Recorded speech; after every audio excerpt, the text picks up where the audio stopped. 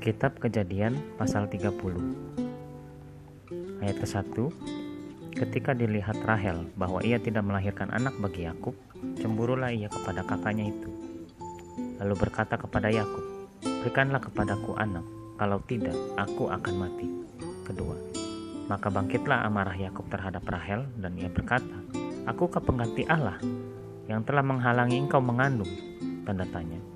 Kata Rahel, "Ini Bilha, budakku, perempuan, hampirilah dia, supaya ia melahirkan anak di pangkuanku, dan supaya oleh dia aku pun mempunyai keturunan." Keempat, maka diberikannya lah Bilha budaknya itu kepada Yakub untuk menjadi istrinya, dan Yakub menghampiri budak itu. Kelima, Bilha mengandung, lalu melahirkan seorang anak laki-laki bagi Yakub. Keenam, berkatalah Rahel, "Allah telah memberikan keadilan kepadaku, juga telah didengarkannya permohonanku dan diberikannya kepadaku seorang anak laki-laki." Itulah sebabnya ia menamai anak itu Dan.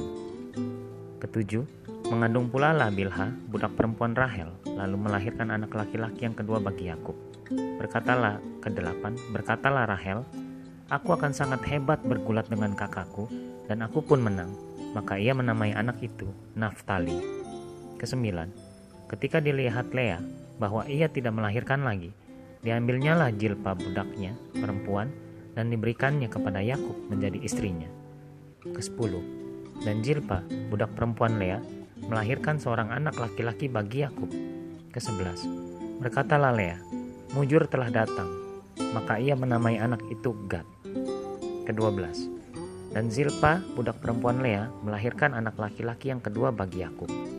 Ketiga belas, berkatalah Lea, "Aku ini berbahagia, tentulah perempuan-perempuan akan menyebutkan aku berbahagia." Maka ia menamai anak itu Asyer.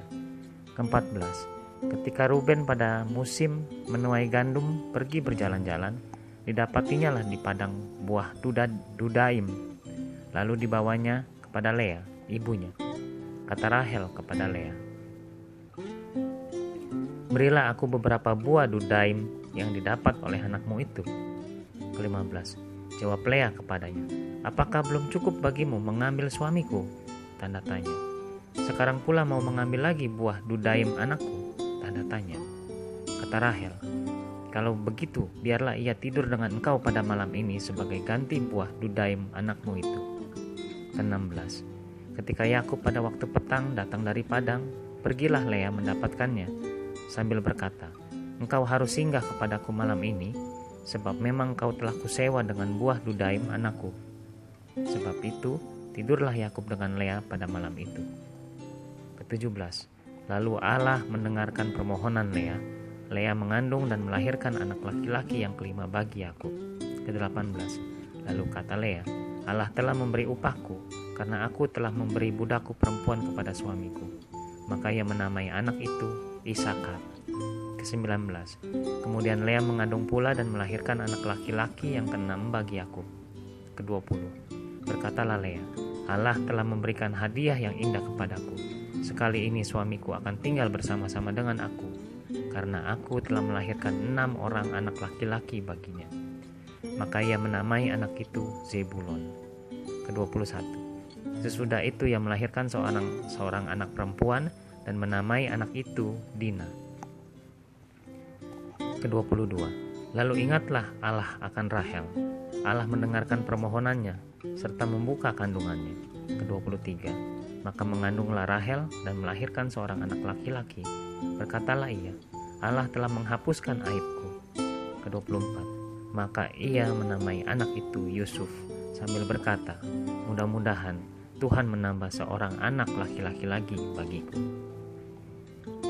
Ayat ke-25 dengan perikop atau judul Yakub memperoleh ternak. Ayat ke-25, setelah Rahel melahirkan Yusuf, berkatalah Yakub kepada Laban, "Izinkanlah aku pergi, supaya aku pulang ke tempat kelahiranku dan ke negeriku." Ke-26, berikanlah istri-istriku dan anak-anakku yang menjadi upahku selama aku bekerja padamu, supaya aku pulang, sebab engkau tahu betapa keras aku bekerja padamu. Ke-27, tetapi Laban berkata kepadanya, sekiranya aku mendapat kasih-Mu telah nyata kepadaku, bahwa Tuhan memberkati aku karena Engkau. Ke-28. Lagi katanya, tentukanlah upahmu yang harus kubayar, maka aku akan memberikannya. Ke-29. Sahut Yakub kepadanya, engkau sendiri tahu bagaimana aku bekerja padamu dan bagaimana keadaan ternakmu dalam penjagaanku. 30. Sebab harta milikmu tidak begitu banyak sebelum aku datang, tetapi sekarang telah berkembang dengan sangat, dan Tuhan telah memberkati engkau sejak aku berada di sini. Jadi bilakah dapat aku bekerja untuk rumah tanggaku sendiri? Tanda tanya. Kata Laban, apakah yang harus kuberikan kepadamu? Tanda tanya. Jawab Yakub, tidak usah kau berikan apa-apa kepadaku. Aku mau lagi menggembalakan kambing dombamu dan menjaganya, asal engkau mengizinkan hal ini kepadaku. Ke-32. Hari ini aku akan lewat dari tengah-tengah segala kambing dombamu dan akan mengasingkan dari situ setiap binatang yang berbintik-bintik dan berbelang-belang, segala domba yang hitam dan segala kambing yang berbelang-belang dan berbintik-bintik, itulah upahku. Ke-33. Dan kejujuranku akan terbukti di kemudian hari, apabila engkau datang memeriksa upahku, segala yang tidak berbintik-bintik atau berbelang-belang di antara kambing-kambing dan yang tidak hitam di antara domba-domba, anggaplah itu tercuri olehku. 34. Kemudian kata Laban, baik, jadilah seperti perkataanmu itu. 35. Lalu diasingkannya lah pada hari itu kambing-kambing jantan yang bercoreng-coreng dan berbelang-belang, dan segala kambing yang berbintik-bintik dan berbelang-belang, segala yang ada warna putih pada badannya, serta segala yang hitam di antara domba-domba. Dan diserahkannya lah semuanya itu kepada anak-anaknya untuk dijaga. Ke-36. Kemudian Laban menentukan jarak 3 hari perjalanan jauhnya antara dia dan Yakub. Maka tetaplah Yakub menggembalakan kambing domba yang tinggal itu. Ke-37. Lalu Yakub mengambil dahan hijau dari pohon hawar, pohon badam, dan pohon berangan. Dikupasnya lah dahan-dahan itu sehingga berbelang-belang sampai yang putihnya kelihatan. Ke-38. Ia meletakkan dahan-dahan yang dikupasnya itu dalam balungan, dalam tempat minum, kemana kambing domba itu datang minum, sehingga tepat di depan kambing domba itu. Adapun kambing domba itu suka berkelamin pada waktu datang minum. 39. Jika kambing domba itu berkelamin dekat dahan-dahan itu, maka anaknya bercoreng-coreng, berbintik-bintik, dan berbelang-belang. Ke-40. Kemudian Yakub memisahkan domba-domba itu, dihadapkannya kepala-kepala kambing domba itu kepada yang bercoreng-coreng dan kepada segala yang hitam di antara kambing domba Laban.